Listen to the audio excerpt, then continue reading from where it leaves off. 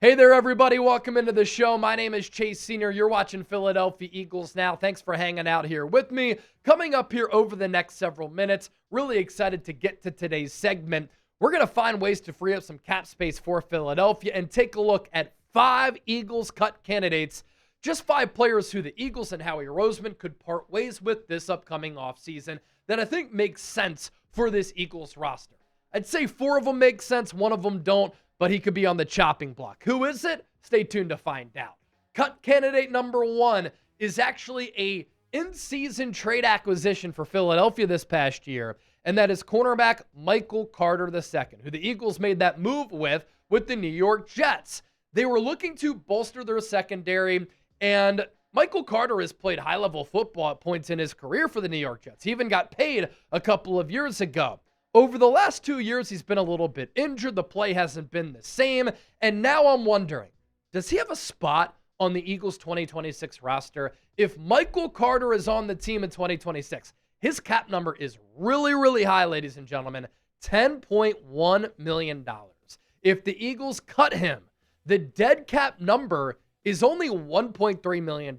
So if the Eagles were to cut Michael Carter II, they could open up $8.3 million in cap space. Now, Philadelphia is not in a bad spot cap-wise. They're in the middle region of the 32 teams in the NFL, but this to me just feels like a no-brainer move because the Eagles don't really need Michael Carter. He plays primarily on the inside. He's never played on the outside, in fact, but when I say primarily on the inside, he can also play a little bit of safety, but Cooper DeJean said after the year, I prefer to play on the inside. I agree with that. In Vic Fangio's scheme, he's the perfect player to play slot nickel because he can cover running backs, tight ends, wide receivers. At times when you need to push him out to the perimeter, he showed this past year he can do that at a very high level. When you're playing on the inside, though, you can be used as a blitzer. You can make tackles in the flat, which Cooper DeJean is so good at with some of these screen passes and swing passes. And it also allows him to be a factor against the run. And I'm always an advocate for putting a player in a position to the point where he can succeed, but maximize his capabilities. And Cooper DeJean is the Swiss Army knife and one of the MVPs of this defense when he's playing on the inside. So you think back to that Michael Carter trade during the season here. Eagles received Carter and a 2027 7th-round pick. The Jets received John Mechie, who didn't do much for the Eagles, and a 2027 6th-round pick. So 2 things here. You save $8+ million if you cut Michael Carter because you don't know if he has a role for this team in 2026. But also, when you made that move for him, you didn't give up anything of substance. Of note here, the Eagles did cross-train Carter at safety. He does have a little bit of experience there. If Vic Fangio likes him as an option at the safety spot going into 2026, and he thinks that he could start there, that'd be a reason to keep him. But I just think he's better as an inside corner. And I think Cooper DeJean should stay there. Eagles cut candidate number 2. A lot of Eagles fans will like this one. Kelee Ringo, cornerback who has never gained the trust of Vic Fangio. And after how he looked in Week 18 against the Washington Commanders, I never want to see him play corner for the Eagles again. I'm out on Kelee Ringo. If Kelee Ringo is on the roster this upcoming season, his cap number, $1.3 million. If the Eagles cut him, the dead money is only $205,000. So the cap savings in moving on from Kelee Ringo, $1.145 million. So now, if the Eagles move off of Michael Carter, they move off of Kelee Ringo, boom, $9 million right there that you could allocate to a spot on your roster for an impactful player who is going to help you out more than Kelee Ringo and Michael Carter. Also keep in mind, the Eagles did draft Mac McWilliams last year at that corner spot. They drafted Andrew Makuba at the safety spot. You continue to hit on some of those needs in the draft, and that could take care of your depth. And let's talk about Kelee Ringo here. Kelee Ringo, this was the case at Georgia. It's still the case now. He is a big, fast corner. 4.3 speed, over 6 feet, well over 200 pounds. All that's great. But he looks like Tarzan and plays like Jane. Given that size and that speed, he's not physical. He can't cover. He has no feel. He has no ball skills. He can't throttle down. And Kelee Ringo, this is very important as a corner, cannot move laterally. The easy thing that a lot of fans will say, move him to safety. That is easier said than done. We can't have this conversation about every failed corner. Why the Eagles would keep Kelee Ringo. I will give him credit where credit is due. I will acknowledge the fact that he has an impact on this team on special teams. And special teams matter. Look at the Los Angeles Rams. They were awful on special teams all year. You can make the argument that cost them a trip to the Super Bowl. The Eagles in Super Bowl 57, back during that 2022 season, in the Super Bowl against Kansas City, awful on special teams. Whether it be giving up long returns to the likes of Kadarius Toney or Aaron Sipos being terrible at punter, special teams matter. And I put a lot of value in that. And Kelee Ringo, to his credit, is one of the best gunners on special teams in the National Football League. But I do think that Howie Roseman and Vic Fangio's moves at corner told a story all year long. To start training camp, how many opportunities did Kelee Ringo get to lock down the cornerback 2 job opposite of Quinyon Mitchell on the outside? A lot. Adoree Jackson beat him out.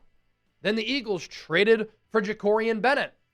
Then Howie Roseman traded for Jair Alexander. He retired. That tells me, coaching staff-wise, upstairs in the front office, the Eagles never had faith or confidence in Kelee Ringo, nor do I, especially after watching that Week 18 game.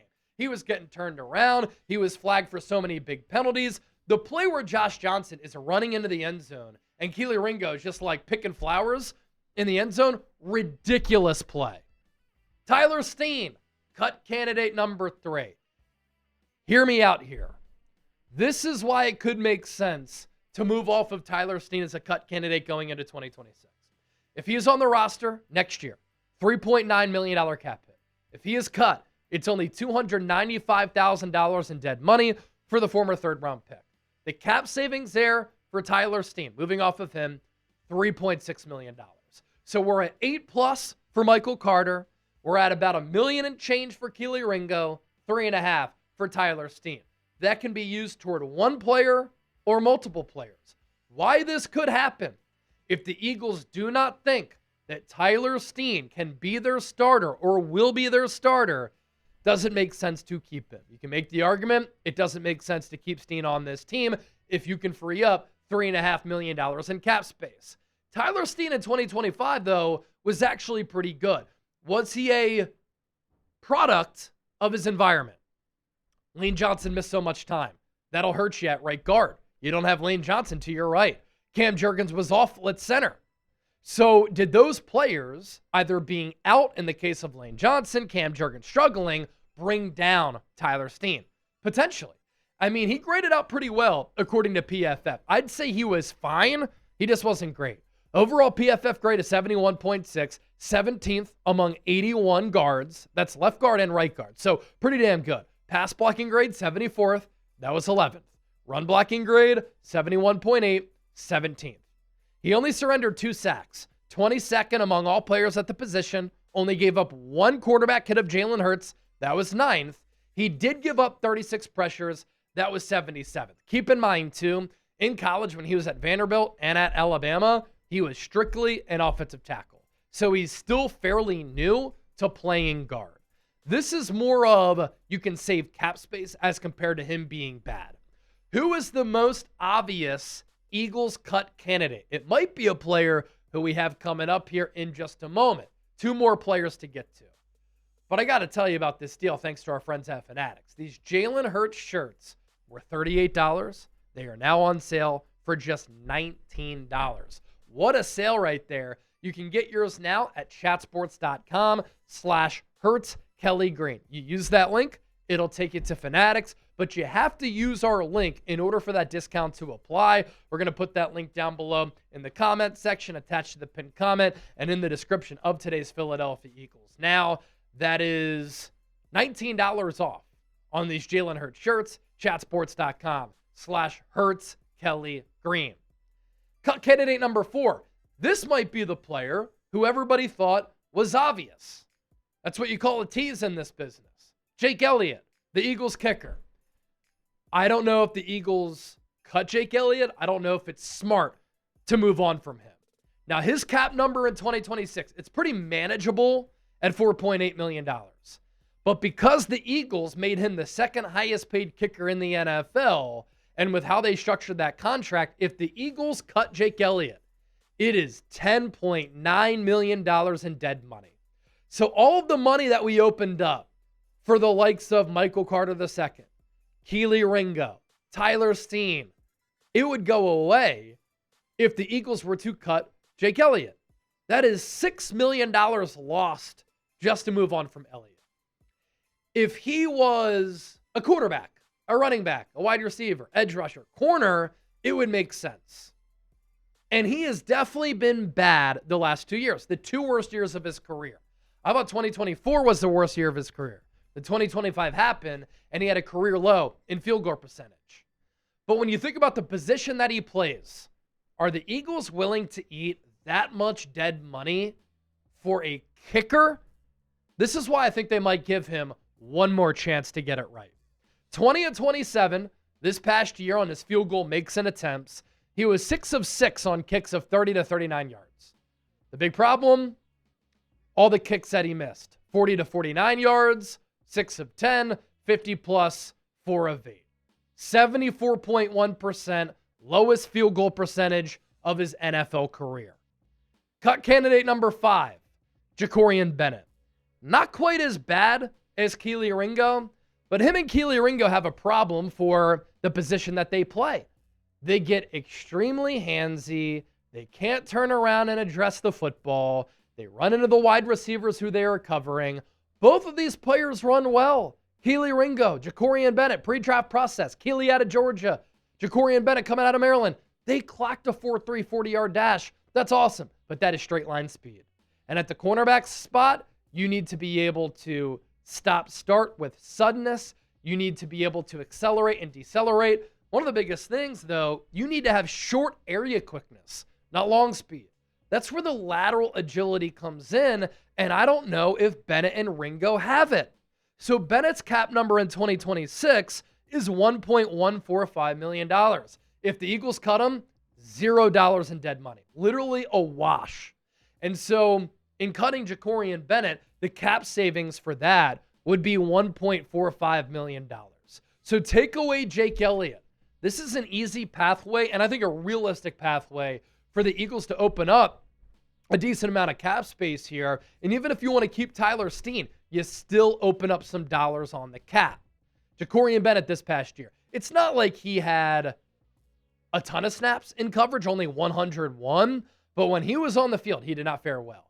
Also pretty telling that he couldn't beat out a Dory Jackson or Kelee Ringo. Yes, he was hurt for a little while, but I don't think Vic Fangio trusted him either because he knew he doesn't have feel or instincts for the position. A PFF grade, 34. Coverage grade, 29.8. If he could qualify, they'd be some of the lowest marks among all players at the corner spot in the NFL and only had 1 pass breakup. So 5 Eagles cut candidates right there.